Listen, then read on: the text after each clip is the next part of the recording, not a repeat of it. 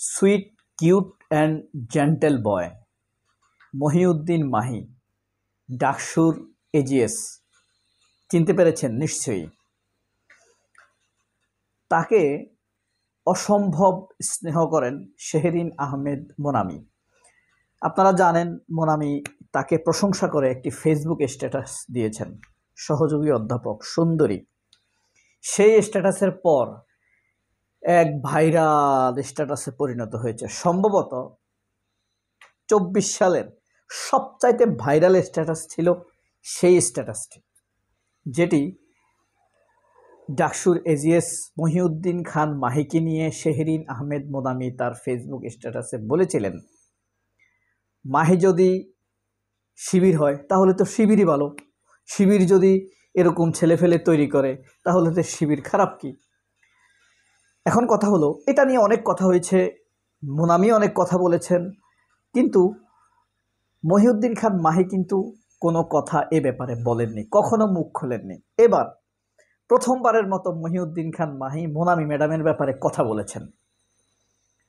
দুটি বিষয় আপনাদেরকে বাছাইকৃত অংশ শোনাবো। এক হলো সেই শেহরিন আহমেদ মোনামির ব্যাপারে তিনি কি বলেছেন, আর মোনামি যে এই স্ট্যাটাস দিয়ে চরম সমালোচনার সম্মুখীন হয়েছেন সেই ব্যাপারে কি বলেছেন। চলুন আমরা প্রথমে শুনব মহিউদ্দিন খান মাহি মোনামির ব্যাপারে কি বলেছেন, কোন অনুভূতি ব্যক্ত করেছেন। আপনাকে পছন্দ করে এমন শিক্ষকরা কিন্তু আপনাকে স্পেসিফাই করে তারা বিভিন্ন সময় বলে, আমি নাম ধরে বলি, আমরা জানি যে আপনাকে যিনি খুবই ভালোবাসেন, পছন্দ করেন, ঢাকা বিশ্ববিদ্যালয়ের সহকারী অধ্যাপক জনাব শেহরিন আমিন ভুইয়া, মোনামি মিস নামে পরিচিত, তিনি আপনাকে নিয়ে বিভিন্ন সময়ে কথা বলেছেন। তো এই যে মানে শিক্ষকদের পক্ষ থেকে যে ভালোবাসা, এবং তারা যখন পাবলিক স্পেয়ারও এই কথাগুলো বলে, তখন আসলে একজন ছাত্র এবং একজন পলিটিশিয়ান হিসেবে আপনারা কতটা ইন্সপায়ার্ড হন? দেখুন, একটা বিষয় আমি বিশ্ববিদ্যালয়ে এসে দেখেছি যে ছাত্র রাজনীতি যারা করে তারা একটু বেশি এগ্রেসিভ, একটু জোরে কথা বলবেন, এই ধরনের একটা টোন আমরা আগে থেকে দেখে আসছি। তো এই বিষয়টা ছাত্র শিবির মানে ছাত্র শিবিরের কর্মী হিসেবে আমরা এই শিক্ষাটা পাইনি আর কি। আমরা যে একটা নেগোসিয়েশনের ভেতর দিয়ে আমরা আমাদের অধিকারগুলোকে আদায় করব। তো এই কারণে যেই আচরণ বা আচরণের জায়গা, আচরণের জায়গা, সেই জায়গায় আমরা একটা বেসিক ডিসেন্সি মেনটেন করার চেষ্টা করি। এবং আমি মনে করি যে আমার আলাদা কোনো কিছু করতে হয়নি আসলে। এই বেসিক ডিসেন্সির যে শিক্ষাটা আমি আমার পরিবার থেকে পেয়েছি, আমার সংগঠন থেকে পেয়েছি এবং ইনস্টিটিউশনগুলো থেকে পেয়েছি, সেটার কারণেই এ ধরনের পজিটিভ ফিডব্যাক এসেছে আমার কাছে। সংক্ষেপ সুন্দর। প্যাচের প্রশ্ন হইল উত্তর সরল, যে আমরা ছাত্র হিসাবে, সাধারণত ছাত্র নেতা হিসাবে আমাদের কথা বলতে হয় একটু উচ্চস্বরে, কিন্তু এই সংগঠনটি অর্থাৎ শিবির সংগঠনটি ভিন্ন, কারণ আমরা আমাদের সংগঠনের কাছে, পরিবারের কাছে শিক্ষা পাইনি। তবু এই ধরনের অ্যাপ্রোচ করেছে, প্রশংসা করেছে, আমরা ম্যাডামের কাছে কৃতজ্ঞ। চমৎকারভাবে, খুব বেশি আপ্লুত না, উচ্ছ্বসিত না, আবার এটা নিয়ে বিজনেস করার মতো না। ছাত্রলীগ, ছাত্রদল এরকম একটা ভাবেন তো একবার, রাকিবকে কোনো একটা ম্যাডাম এভাবে প্রশংসা করছে ছাত্রদলের, তাহলে কেমন হবে পরিস্থিতি, কোথায় গিয়ে দাঁড়াবে? আবার সেই শিক্ষিকার অবস্থাই বা কি হবে? মানে প্রমোশন দিয়ে খুব কঠিন একটা পরিস্থিতি হবে না? রাকিব প্রতিদিন ওই ম্যাডামকে ফোন দিবে। যাই হোক, এই ম্যাডাম কিন্তু অনেক সমালোচিত হয়েছে এই মাহির প্রশংসা করতে গিয়ে। সেই ব্যাপারে কি বলছে আমরা সেটা কি শুনবো? শুনি। সেই মোনামি ম্যাডামের সেই বক্তব্যের পর বা সেই কথার পরে কিন্তু বিভিন্নভাবে তিনি এই প্রশ্নের সম্মুখীন হচ্ছেন যে তিনি আসলে নারী শিবির কিনা বা হচ্ছে গুপ্ত শিবির কিনা, এই ধরনের কথাবার্তা কিন্তু। ম্যামের সাথে আমার ইন্টারাকশন খুব বেশি দিনের না আর কি। ম্যাম সরাসরি আমার কোনো কোর্স অফার করেননি বা কোর্স টিচার ছিলেন না, কিন্তু ম্যামের সাথে সম্পর্ক ছিল। ম্যাম স্টুডেন্ট অ্যাডভাইজার ছিলেন, বিভিন্ন বিষয়গুলো নিয়ে আমরা যেতাম। আমি ডিপার্টমেন্টের সিআর বা আমাদের ডিপার্টমেন্টে টিএ বলা হয়, টিচিং অ্যাসিস্ট্যান্ট। তো সেই কারণে বিভিন্ন ইস্যু নিয়ে ম্যামের কাছে যাওয়া হতো।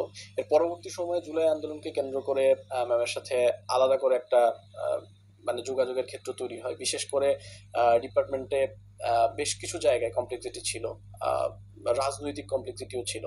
তো সেগুলোকে কেন্দ্র করে দেখা যাচ্ছে যে খুব কম সংখ্যক শিক্ষকই জুলাই আন্দোলনে সরাসরি ভূমিকা রেখেছেন, শুধুমাত্র আমার বিভাগে না, পুরো বিশ্ববিদ্যালয়ে।